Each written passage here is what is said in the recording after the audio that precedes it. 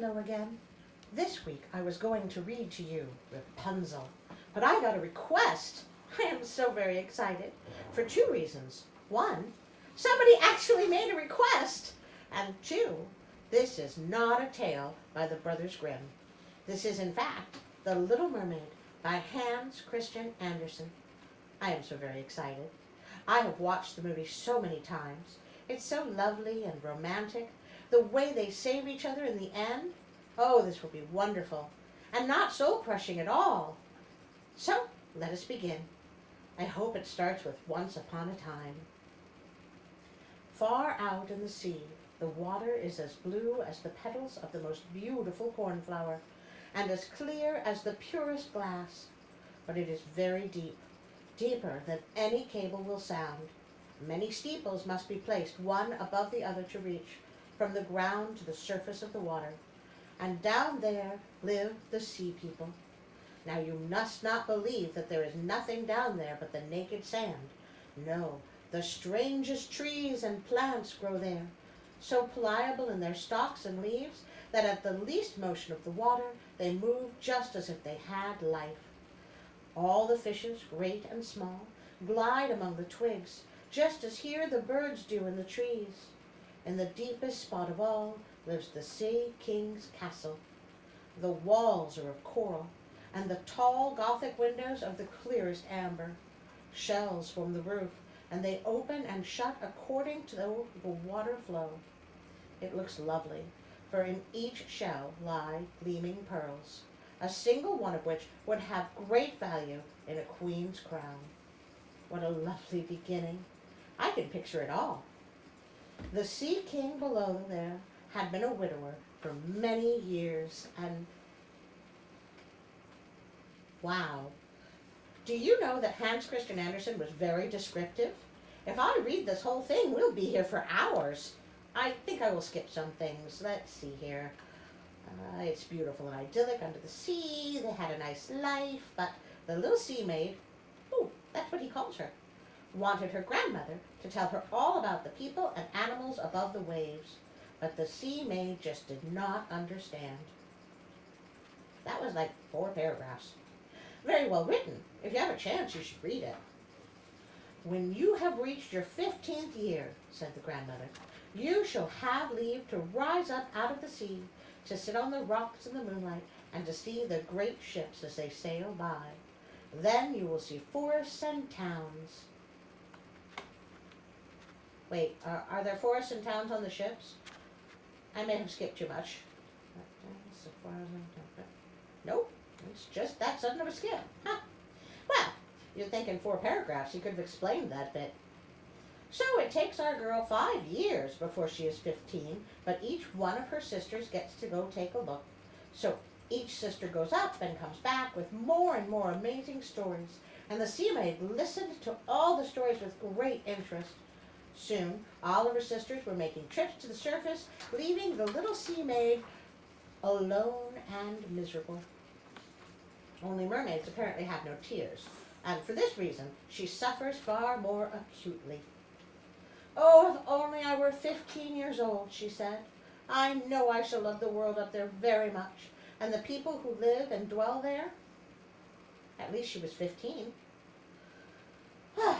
So, they dress her up all pretty, and that takes about 3 paragraphs, and then she goes to the surface for the first time.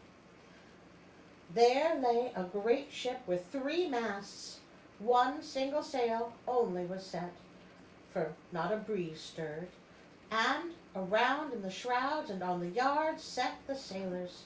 There was music and singing, and the evening closed in. Hundreds of colored lanterns were lighted up, and wow, this man can describe things. It's really stunning.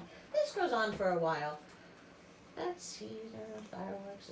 So she swims right up to the ship and sees the handsomest of all was the young prince with the great black eyes. He was not much more than 16 years old. It was his birthday, and that was the cause of all this feasting.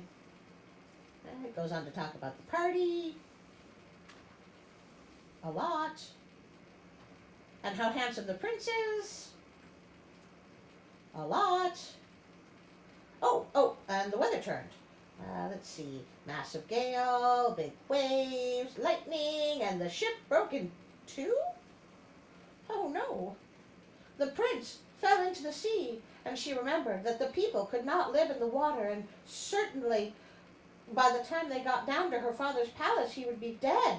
No, he must not die. So she swam about among the beams and planks that strewed the surface, quite forgetting that one of them might have crushed her.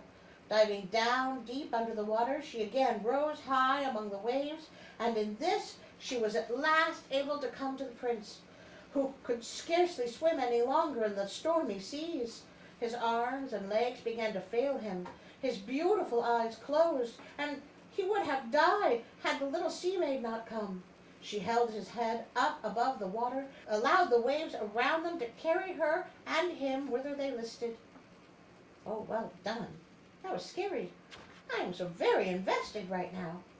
She swims the prince up to the beach beneath a town, and then hides to make sure he's found.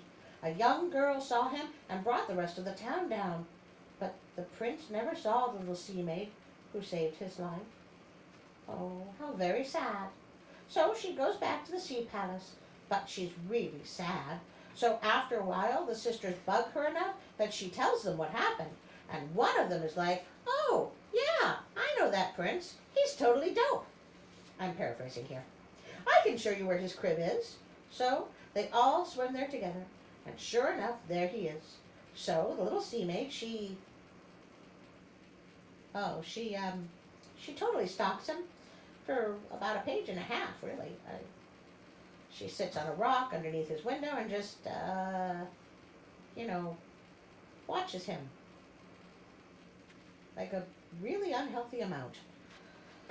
So she goes to her grandmother and she starts asking questions. And finally back to the plot. "If people are not drowned," asked the little sea-maid, "can they live forever? Do they not die as we do down here in the sea?" "Yes," replied the old lady. "They too must die, and their life is even shorter than ours. We can live to be 300 years old, but when we cease to exist here, we are turned into foam on the surface of the water, and have not even a grave down here among those we love. We have not an immortal soul, and never reach another life. We are like the green seaweed, which once cut can never bloom again. Men, on the contrary, have a soul which lives forever, which lives on after the body has become dust. It mounts up through the air, up to the shining stars, as we rise up out of the waters, and behold all the lands of the earth. So they rise up to an unknown, glorious place, which we can never see." Well, I feel like that whole thing could have been said with less words. "Why do we not receive an immortal soul?" asked the sea-maid sorrowfully. "I would gladly give all the hundreds of years I have to live to be a human being only for one day, and to have hope of partaking the heavenly kingdom." Okay, so they argue a bit about getting a soul, and Grandma says that if a man loves you enough to pledge himself to you in front of a priest, you get half of his soul. Really? But that won't happen because you're a fish. Well, can't argue with that part. Clearly, listening to the wise counsel of her elders, the teenager goes and looks for the sea witch to get a second opinion. So, there is an entire page of description about the sea witch, her scary home and her scary looks, and just, you know what? I'll just put up some pictures. Okay. "I know what you want," said the sea witch. "It's stupid, but you shall have it your way." Wow, she's a real straight shooter. She says a lot more, but this is the important part. "You will keep your graceful walk. No dancer will be able to move so lightly as you can. Every step you take will be as if you trod upon sharp knives, and as if your blood must flow. If you can bear all this, I can help you. And remember, when you have once received a human form, you can never be a sea-maid again. You can never return through the water to your sisters or to your father's palace. And if you do not win the prince's love, so that he forgets father and mother for your sake, is attached to you heart and soul, and tells the priest to join your hands, you will not receive an immortal soul. On the first morning after he has married another, your heart will break, and you will become foam on the water. Well, this just took a very sharp turn. And in payment, the witch demands the sea-maid's voice. But if you take away my voice, what will remain to me? Your beautiful form, replied the sea witch, your graceful walk, and your speaking eyes. With those you can take captive a human heart. Speaking eyes, huh? I think I saw Nala use those in The Lion King. So the sea maid agrees, and that's it.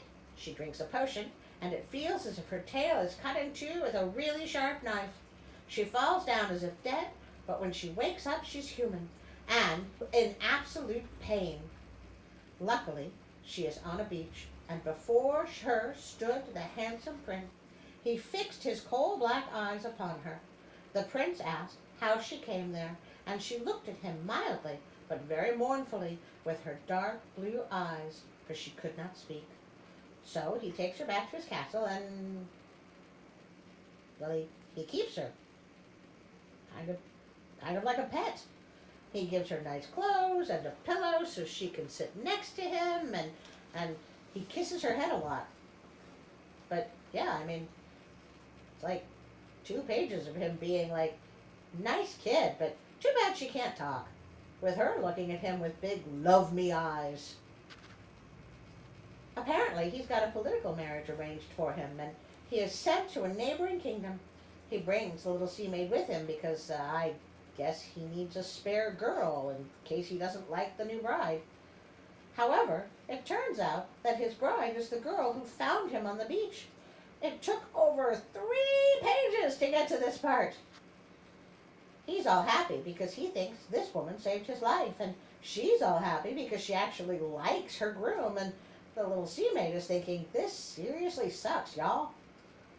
And to make matters worse, she still loves the prince, and his bride turns out to be a really good person too, so she's heartbroken, but the prince is all like, hey, I know why you're upset, but don't be. I talked things out with Shorty, and we're gonna adopt you.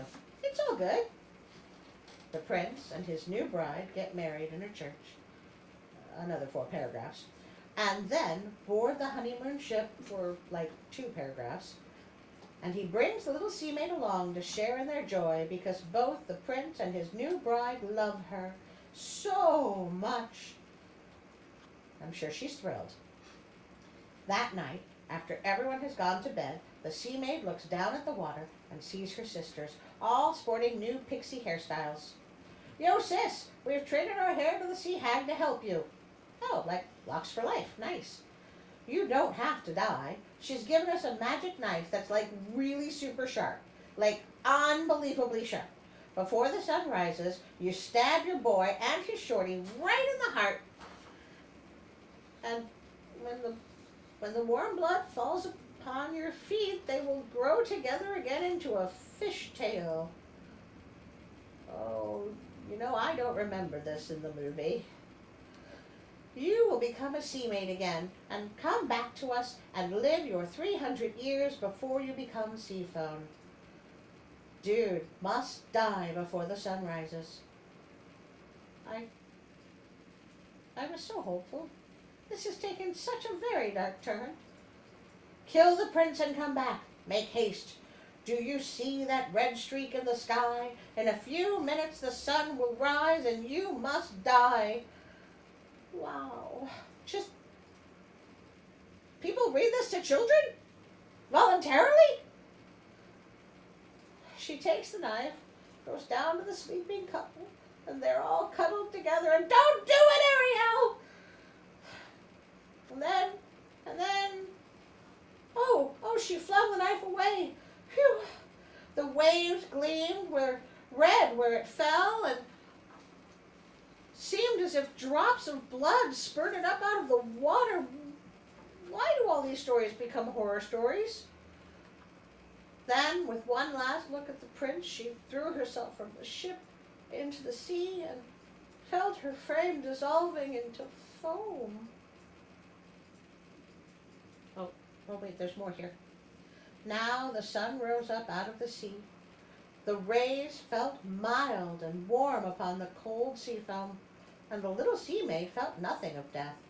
She saw the bright sun, and overhead sailed hundreds of glorious ethereal beings. And what is going on here? She finds someone to ask and is told she is going to be with the daughters of the air. A sea-maid has no immortal soul and can never gain one except if she wins the love of a mortal. The daughters of the air have likewise no immortal, but they can make themselves one through good deeds. Where is this going?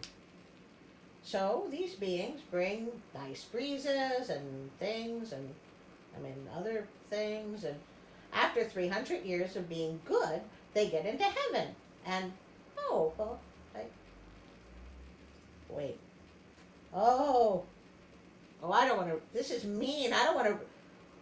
Hans Christian Andersen was not a nice man. For every day on which we find a good child that brings joy to its parents and deserves their love, our time of probation is shortened. When we smile with joy at a child's conduct, a year is counted off from the 300. But when we see a naughty or wicked child, we shed tears of grief, and for every tear, a day is added to our time of trial. The end. That's the end? Give me homicidal pigeons any day over this gut punch. Be nice, little children, or the little sea-maid will never get into heaven, and it will be all your fault. Fairy tales are awful. I never want a fairy tale wedding. It will undoubtedly include a curse, bloodshed, and some poor air spirit never getting into heaven. I take it back about reading this book. Watch the movie. It's less of a massive guilt trip. Why are we doing this? Oh, right. So you will like, share, and subscribe to my silly little channel. I remember now. Also leave comments. My editor said it's the best part of their day hearing from you. It's nice to see them so happy when I give them their dinner through the little hole in the door. Anyway, until next week, when I will most likely read to you Rapunzel.